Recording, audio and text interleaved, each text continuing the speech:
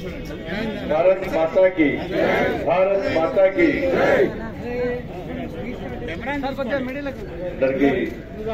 नमस्कार తెలంగాణ రాష్ట్ర ప్రజలకు భారతీయ జనతా పార్టీ కార్యకర్తలందరూ కూడా పార్టీకేయ మిత్రులందరూ కూడా భారత గణతంత్ర దినోత్సవ శుభాకాంక్షలు. దేశవ్యాప్తంగా భారత గణతంత్ర దినోత్సవాన్ని ప్రతి భారతీయుడు చాలా ఘనంగా నిర్వహిస్తున్నాడు. ఒక భక్తియుత దేశభక్తియుత వాతావరణంలో రాజ్యాంగ స్ఫూర్తితో ఒక మంచి ఆలోచనతో దేశవ్యాప్తంగా గల్లీ గల్లీలో బస్సులో గణతంత్ర దినోత్సవాన్ని జరుపుకుంటా ఉన్నాం. మనందరికీ తెలుసు, అనేక పోరాటాలతో అనేక మంది అమరుల త్యాగాలతో సాధించుకున్నటువంటి భారతదేశానికి ఒక ప్రత్యేక రాజ్యాంగం ఉండాలని చెప్పి భావిస్తున్న తరుణంలో అందరికీ స్ఫూర్తి అయినటువంటి ఆ మహనీయుడు డాక్టర్ బాబాసాహెబ్ అంబేద్కర్ ఒక మంచి ఆలోచనతోనే ఒక గొప్ప రాజ్యాంగాన్ని, అద్భుతమైన రాజ్యాంగాన్ని మనకు అందించిన విషయం మనందరూ తెలిసిందే. ఇవాళ ప్రపంచంలో అనేక దేశాలు ప్రజాస్వామ్య దేశాలుగా ఉండొచ్చు, కానీ అత్యున్నత ప్రజాస్వామ్య దేశం ఏదని చెప్పి ఎవరిని ప్రశ్నించినా కూడా, ప్రపంచంలో ఏ దేశంలో ప్రశ్నించినా కూడా మన నోటి టక్కున వచ్చే సమాధానం భారతదేశం. అనేక దేశాలు రాజ్యాంగాలు ఉండొచ్చు, అనేక దేశాల్లో రాజ్యాంగాలను మార్చుకున్నటువంటి పరిస్థితులు ఉన్నాయి. కానీ భారతదేశ రాజ్యాంగాన్ని దాదాపు 105 సార్లు సవరించుకున్నప్పటికీ కూడా రాజ్యాంగ స్ఫూర్తి ఎప్పుడు చెక్కుచేరలేదు. ఈ దేశం యొక్క రాజ్యాంగం పట్ల అనేక మంది గౌరవంతో ప్రపంచ దేశాలు భారతదేశ రాజ్యాంగాన్ని స్ఫూర్తిగా తీసుకున్న సందర్భాన్ని ఒక్కసారి మనం గుర్తుంచుకోవాల్సిన అవసరం ఉంది. దేశంలో పేదవాళ్లకు, బడుగు బలహీన వర్గాలకు ఓటు హక్కును కల్పించి సమాజంలో వారి సమాన స్థాయికి తీసుకురావని చెప్పి బాబాసాహెబ్ అంబేద్కర్ కలగనటువంటి ఆ విషయాన్ని, ఆ సందర్భాన్ని పూర్తి స్థాయిలో నెరవేరుతున్నామంటే రాజ్యాంగం వల్లనే. సాక్షాత్తు మన దేశ ప్రధాని నరేంద్ర మోడీ గారే పార్లమెంట్ లో ప్రధానమంత్రిగా ప్రమాణ స్వీకారం చేస్తున్న సందర్భంలో, బాధ్యతలు తీసుకున్న సందర్భంలో ఈ రోజు దేశ ప్రధానిగా బాధ్యతలు స్వీకరిస్తున్నట్టే అది బాబాసాహెబ్ అంబేద్కర్ పెట్టిన భిక్షమని చెప్పిన సందర్భాన్ని మనం గుర్తు చేసుకోవాల్సిన అవసరం ఉంది.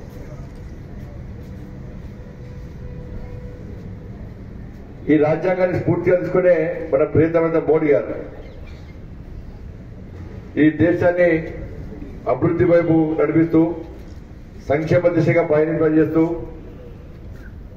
ఒక శక్తివంతమైన భారతదేశంగా తల్లి భారత మాతను విశ్వగురు స్థానంలో ప్రతిష్ఠించని చెప్పి తపనతోని రాజ్యాంగాన్ని స్ఫూర్తిగా తీసుకొని ప్రపంచంలో భారతదేశం యొక్క గొప్పతనాన్ని, తన శక్తిని చాటుతున్న విషయాన్ని మనం అందరం గుర్తుంచుకోవాల్సిన అవసరం ఉంది, గమనించాల్సిన అవసరం ఉంది, గ్రహించాల్సిన అవసరం ఉంది.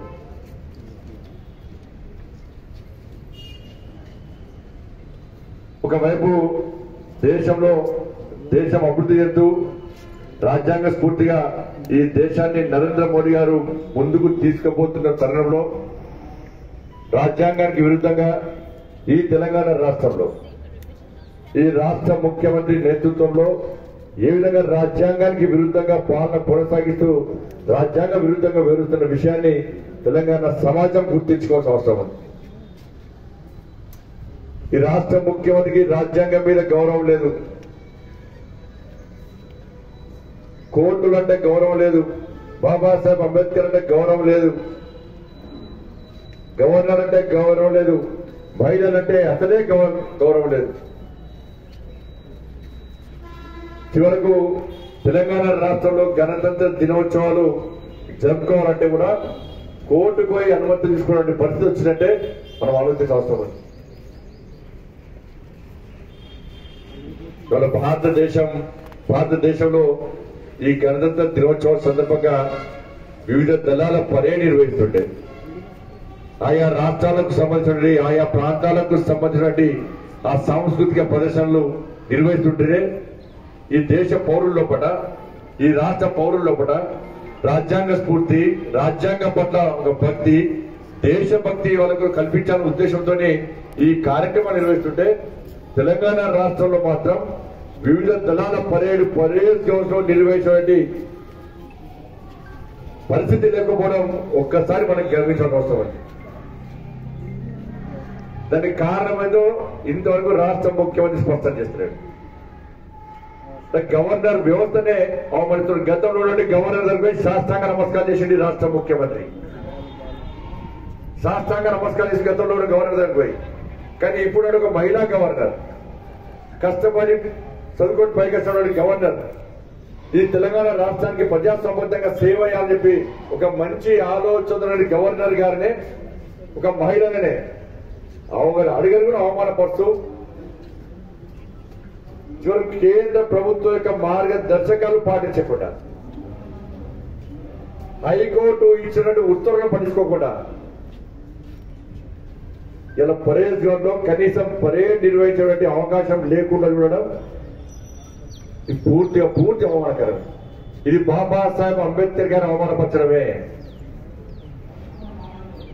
బాబాసాహెబ్ అంబేద్కర్ ముఖ్యమంత్రికి గౌరవం లేదు. రాజ్యాంగం అంటే చికాకు, ఆయనకు రాజ్యాంగం పట్ల కనీసం భక్తి భావం లేదు.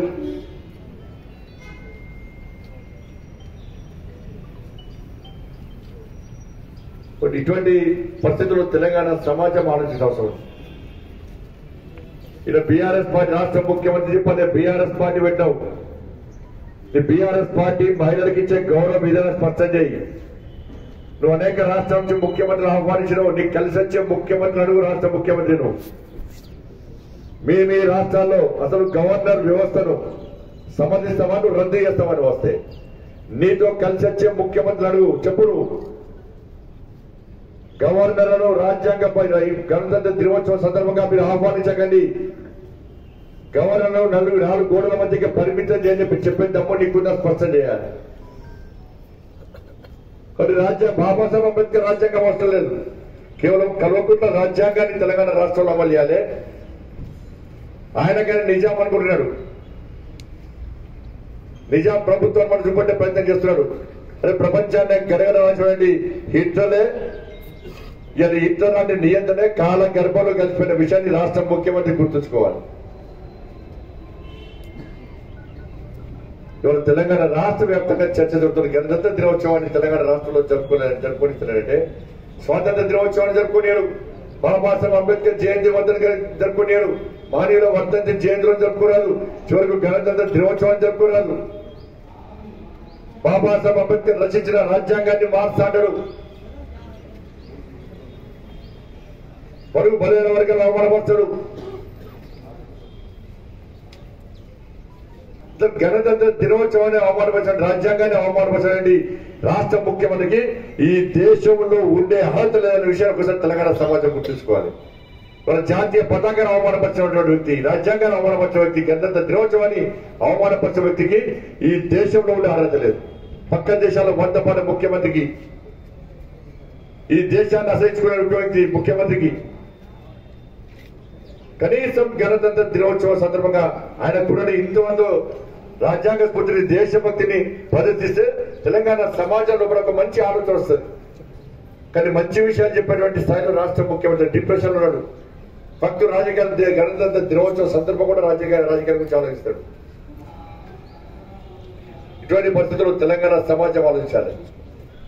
బాబాసాహెబ్ అంబేద్కర్ అందించినటువంటి ఈ ఓటు హక్కుల ద్వారా పోరాడి వాళ్ళ రాజులుగా మనం తలెత్తుకొని సగర్వంగా భారతీయులుగా తెలంగాణ వాదులుగా ముందుకోవడమా, వాళ్ళ కల్వకుంట్ల రాజ్యాంగానికి, కల్వకుంట్ల కుటుంబానికి బానిసలుగా బతుకుదామా? ఈ గణతంత్ర దినోత్సవం సందర్భంగా తెలంగాణ సమాజం ఆలోచించాలి. భారతీయ జనతా పార్టీ ఇటువంటి ప్రయత్నాలను తప్పకుండా అడ్డుకుంటాం. దేశభక్తిగా ఉన్నటువంటి భారతీయ జనతా పార్టీ కార్యకర్తలు, రాజ్యాంగ స్ఫూర్తితో భారతీయ జనతా పార్టీ కార్యకర్తలు ఇలాంటి కల్వకుంట్ల కుటుంబాన్ని, కల్వకుంట్ల రాజ్యాంగాన్ని ఈ తెలంగాణలో అమలు చేసే ప్రయత్నం చేస్తే తప్పకుండా అడుగుంటాం. మాకు రాజ్యాంగాన్ని అందించినటువంటి బాబాసాహెబ్ అంబేద్కర్ స్ఫూర్తి, మాకు ఆ మహనీయులను స్ఫూర్తిగా తీసుకొని ముందుకు సాగే ఈ దేశాన్ని శక్తివంతమైన భారతదేశంగా ముందుకు సాగే నరేంద్ర మోడీ గారు మాకు స్ఫూర్తి. ఇటువంటి మహనీయుల యొక్క స్ఫూర్తి తెలుసుకొని ఎట్టి బదులు తెలంగాణ రాష్ట్రంలో ప్రజాస్వామ్యాన్ని కాపాడతాం.